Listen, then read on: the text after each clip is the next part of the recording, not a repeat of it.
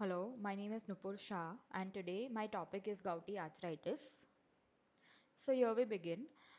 Coming on to the introduction, it is a disorder of the disturbed uric acid metabolism in which urate crystals or urate salts will get deposited in the joints and the subcutaneous tissues, and it is extremely painful. And when the flare up comes, the patient's pain is at its peak, and slowly it comes down by medications.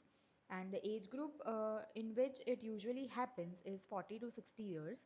Males have more occurrence, males have more chances rather than females.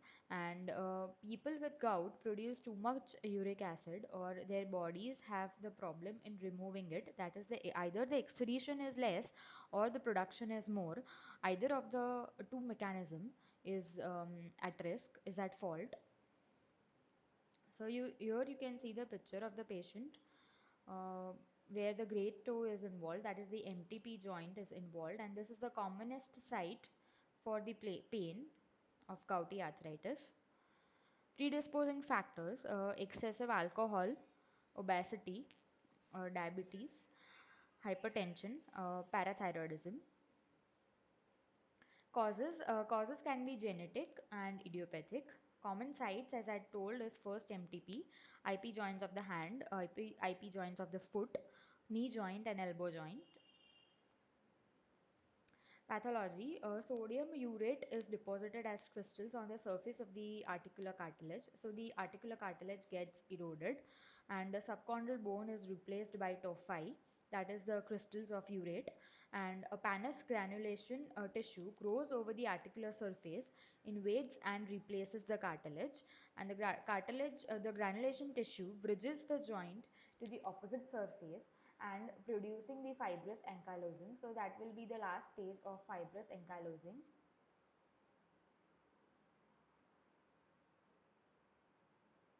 Types: there are basically two types. One is primary and one is secondary. For primary, it is caused by a purine metabolism problem, and uric acid is the end product of the purine metabolism.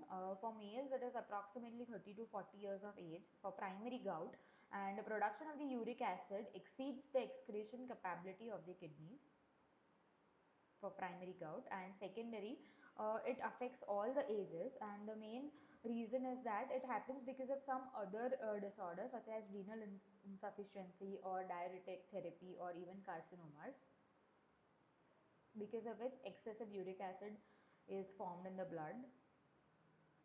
Stages: first is the asymptomatic stage of hyperuricemia. Here the uric acid level in the blood will be more, but the patient will be asymptomatic. Second is acute gouty arthritis. Here is this is the stage where first attack of the gout happens, and it is extremely painful. And after it subsides, there are intervals of the gout attack, which is after the acute gouty arthritis attack, which is the first one. And in the last stage, there is chronic gout, which means permanent destruction has happened in the joint by the end of the stage, that is the chronic stage. This is the acute attack, the picture of the acute attack, where you can see the inflamed and swollen joint. This is the severe gout, that is a chronic attack, and these changes are not reversible. Clinical features: they have divided the clinical features as per the stages. So in the acute stage, it precipitates by alcohol or local trauma. There will be swelling, redness and tenderness, as we just saw in the picture. Monoarticular and lower extremities are more commonly involved, means only one joint is involved, and mostly it is common in the lower limb. And nocturnal attacks, that is painful attacks, are very very common, and attacks subside in 3 to 10 days. And systemic reaction like malaise or fever is present in the acute stage. Chronic stage: deposition of the sodium urate in the connective tissue associated with early stage of the onset, long duration of the untreated disease, and upper extremity involvement. Means if the acute stage is not cured properly through medications, and if it is not controlled, then only the chronic stage will happen.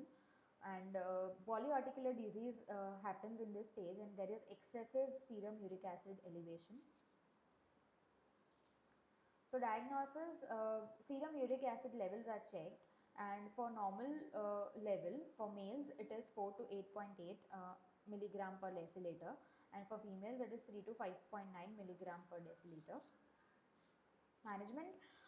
As a physiotherapist, we have no role in the management of gouty arthritis. We can just give ice packs during the flare up of the disease, that is during the attack of the gout, and that might cause some relief to the patient, that is for temporary period, but best we cannot do anything after the attack of the gout. We cannot do anything for prevention of the recurrence, but there are two main management for this apart from physiotherapy management, that is drug therapy and the diet therapy. So these are the two main treatment part. Drug therapy consists of uricosuric drugs, and which controls the levels of the uric acid. And in diet therapy, the person has to take care, he has to limit the protein in his food, he has to take a low purine diet and avoid alcohol. So the lifestyle modification is extremely important, because if it is genetic, then this is the only solution to gout. So if a person is not doing lifestyle modification, then the chances of getting chronic gout is more common.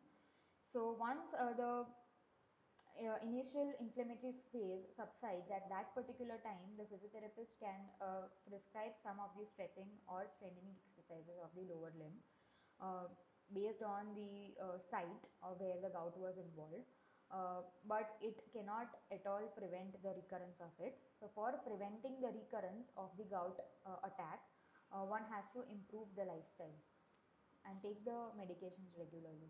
Thank you.